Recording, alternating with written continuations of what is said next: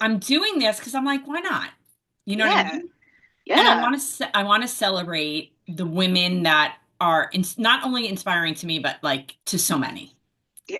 Talk about people that are inspiring. I'm talking to one right now. My friends through sweat Yeah. more than I see my girlfriends from high school. And like Yeah. we Most live like definitely. an hour from each other, Yeah. you Yeah. know?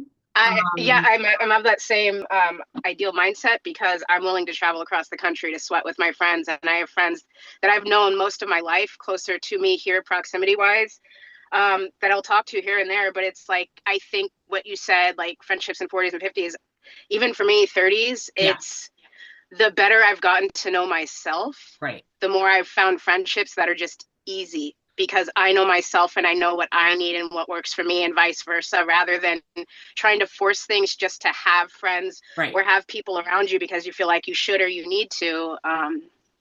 Right. Yeah, I don't know. That's Well, what it's been for me. that's a good point because you're in your 30s and like I Yeah, never thought, I mean, I never thought like I guess because I'm the oldest of six, so like I'm the it's a oldest. lot. So like I'm very like I can connect with, a whole realm of ages. So like, Hmm. I have friends like that are in their 30s, and we're at different stages, but I actually really am grateful for those, like Yeah, just because you guys keep me young I and don't know. I think you kind of keep me just as young, and on the flip side of that, I always feel like I've kind of been older mentally. Like I have a very childlike personality, but that's also because of a lot of the things I had to deal with, I think, growing up. Like right, I developed a childlike personality because I always had to deal with things that were so adult or serious from such a young age. My personality and joy was kind of how I got through it. right, But I think that I tend to connect with people that are older than me, right. rather than my age in terms of where I am in life because of that. Right. Uh, Yeah, that makes I that makes sense. Like my youngest brother he'll be 40 in May. And Wow. so, I mean, and if we stand next to each other, don't tell him, but we don't And you look look like better. You look good. no, we You don't look look great like we're that far apart. because you look great, Court. Well, no, he You look good. Your joy, your creativity, your passion, that's what I look at as like youth. That's life to me, is right, to hold on to those things. Like as we grow older, age is a number, but it's life is what you make of it. And the more life you have, you're not older, you're more wise. Like I right. don't, you're more comfortable. Like age is a number. And your joy, your creativity, your passion, that's Okay, so this is another thing, like, you know, I really like am grateful for the girlfriends, right? And we mm-hmm, all like very we take care of each other. in all different ways. Like everyone contributes something different. And it's also like there's no drama of if somebody has going something going on in their life and they don't get back to the next person fast enough.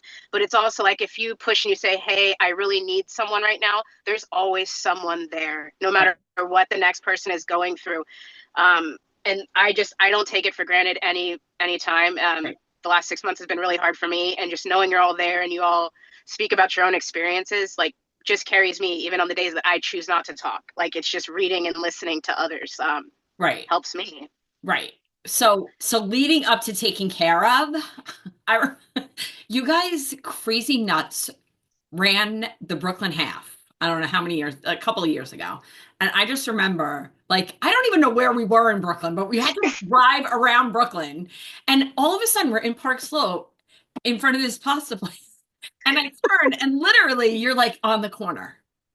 I was. And I was I like, literally, get in I'll my never forget it. pocket because you have frostbite or And it or literally is that, yeah, I'm here, I'm here, I'm hypothermia. here.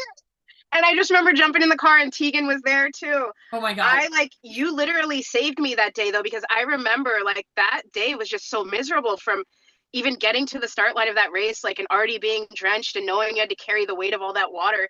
Like I just remember I PR'd, but I PR'd because I just wanted to finish so bad. But Right. then once I was done being stuck in the middle of that park, I was like, I can't even fucking get here now. Freaking like I didn't mean to drop the F bomb, but like and then calling you and then my phone wasn't working, but I don't know how I found you, It was but meant to. you whatever directions you gave me, I would have never ever gotten out of there. And I I still don't mean, know how I got out of the park, but that was a you just saved me. that was a crazy day. And then Ebony Going back to Price, your house. Yeah. And then you're But like, even that, like I went to go take a shower and it was like Ebony grabbed my laundry and did my laundry for me right, without even like saying anything. right. And I was just like, I just appreciate every Yeah. little gesture like Yeah, yeah, that. Like yeah. people doing things for you that you never even think about. Like It's a totally, you know, you special. cooking for everyone. That was the first time I had Cafe Bustelo. Like I live for that. I live for that coffee. But I had 3 cups today. I want you to tell everyone what you do for a living. Me, T- like I majored in health and wellness and I minored in public policy. Thought that I wanted to go work in like hospital administration. And so I spent like the first 6 months after I graduated, I had to do an internship and I did it with the director of MRI at a hospital called CPMC in San Francisco. And I got to see a lot of the administrative side of hospital work. And there's just a lot of red tape and other things that weren't for me. And I quickly also realized I didn't want to sit in an office. And I have a special needs nephew who had a lot of different therapies and appointments throughout the day. And just being raised by a single mom and seeing how little freedom she had with her time because she worked so much, I knew he needed a lot more support. And there was no one that was available to give him that support. So it motivated me to do something different. And I saw an opportunity in that working underneath this person at a hospital, he was someone that had written like 8 textbooks and it's someone that my mom worked like part-time for on the side because he always did his own educational type stuff and he kept getting invited to do these lectures by these other doctors, but the feedback was saying that they just wanted him and he just said, I don't really have the time or space to do this. And I was like, well, I can do this. It's kind of what I do. So I took his like latest textbook that he had, which was a 2-volume textbook on MRI, orthopedics, and sports medicine, and it was on all 6 joints: the shoulder, the knee, the hip, the ankle, the foot. And I took it and made it basically into a 3-day educational meeting. And we started doing it, and we started with like 2 meetings a year in Las Vegas. That grew to like 4, which grew to 6, which grew to 8, which grew to me going to London, which grew to me going to New York, which grew to me going to Australia, because these were all countries that people had his textbooks. Then we added a 1-day workshop, which was a very intensive type style thing to teach orthopedic radiologists how to rapidly read MRI. So the bigger picture here is we all live in this world of AI, yeah. and where technology is kind of taking over everything, and that's happening in MRI. In terms of radiologists and their jobs, and we're going to see it very rapidly. Like right now, a computer can read cardiac like imaging for like Right. your heart. Right. So you don't really need a radiologist anymore to look at images for the heart. Orthopedics are very complex because what's considered a normal knee or normal shoulder is very different from one person to the next. So when it comes to injuries, that gets that much more complex. And what a lot of people don't understand is the way a radiologist reads out an MRI determines how an orthopedic surgeon operates. And if the radiologist makes mistakes, then the orthopedic surgeon Makes ends up mistakes. making Yeah. mistakes on a patient. Bigger picture here, the cadavers and stuff that are the research that are the basis for these meetings I do, I helped carry all these body parts and stuff when I was a kid. So it's like a full Full circle circle. moment for me. But through all of this too, I had the opportunity to do 3 textbooks with. And through there, we recorded lecture videos and other things, which we also released. So it's kind of just been figuring it out as I go with him, but we created our own business for education, been doing it So for cool. Crystal. it is it well, and then I also like I started running the meetings because our audio visual guy we were using retired, so that was just another thing for me to learn how to do Right. because I already managed this computer that we have that has over like 20,000 MR studies on it that we pull random cases from to show, because we use a very unique lecture format. I travel with a full radiology workstation, which nobody else in the world does. So we actually flip back and forth between a didactic lecture and actual radiology full case presentations where he's scrolling through like he's sitting in his office and would be reading out a study. So So that makes it a little more complex too. you're brilliant. So No, yes, you are. You're a really the course creator. director. Yeah, I create all the content. I create Right. all the lectures. Right. I basically direct the course, but he does too because it's his material. So it's like one of us doesn't function without the other one. Got it. It's like the yin and Um, yang. yeah, like his brain is brilliant, but it's like it doesn't work without my organization too. It is. It's really fun. It's really fun to be like I've gotten to travel the world that I otherwise. One thing Peloton has pulled out of me is my joy for actually playing sports and doing physical activity. Right.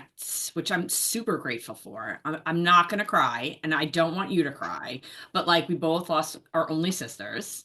Yeah, And yeah, so I feel like it was meant to be that we were connected. 1000%. I think the losing our sisters, I think that there's a lot too in terms of our family history, Yes. and that contributes to the like relationships we had with our sisters. Right. Like it's just Yeah, unspoken. We don't even really have to, the way I feel, it's like I can just like, when I'm with you, like I just feel, connected. We don't even really have to talk about it. yeah. I just feel safe. I feel secure. Like I feel comfortable, and I feel like I don't feel sad, and I don't feel alone. Yeah. Because that was the biggest thing for me too, is like when I lost her, I felt like I didn't really know myself. And I think it was because I didn't know myself without her, because I Right. attached my identity to her almost for so long, whether that was a good thing or a bad Right. thing. Um, I didn't know who I was, and I knew I had to figure it out for Right. Quinn, because there was no way he was going to make it with everything against him Right. if I couldn't figure myself out. I mean, it just sucks, but it feels good to have somebody um that completely It's not a club I would never like. yeah, I want anyone to ever have to yeah, join. of course. Um, And I saw a quote today. It said healing also includes a lot of random crying, let it out. And it it does. connected because sometimes I randomly start to cry.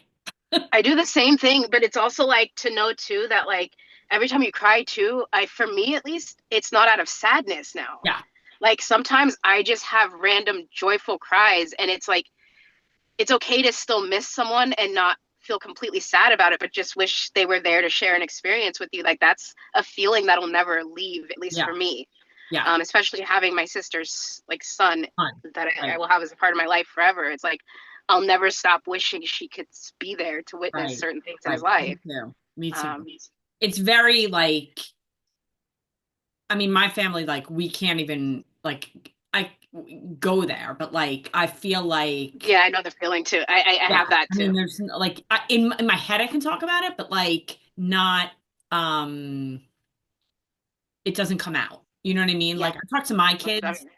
um, but, like, but yeah, it's a process. And I'm still, like, some days I'm like, holy shit, like, I can't believe she's gone. Someone like you though, because no matter what, it's like that's something that never leaves you, and to know that there's someone else that no matter what's going on in their life or their world, like I don't know, it brings me comfort rather than just trying to put myself in environments where people may be happy or positive or good influences, but they can't really relate to things you've been through in life. And for me at this point, I kind of need to be around that. And so I'm grateful to have found it. Yeah, yeah, um, yeah, I totally. appreciate you I very appreciate much. it too. And I celebrate you, Crystal Perkins. I celebrate you every day. I remember like I can't remember when I first met you, but I just Me remember either. your name. You know what I mean? Me Like it either. was just kind I of like, remember you, like, period. Um, I do know, I remember when I got my first drip towel, like, Sheldon's cousin sent us some for Christmas. oh, that's so Um, funny. yeah, that's how we got our first drip towels. It was like during the pandemic. I don't even know if they were really for Christmas, but she had sent us some. It was right when we first started using Peloton, and she was like, "Oh, I heard these are great." Thank you so much. Thank you very much. And I will see you soon. Have a great rest of your day. You too. Bye.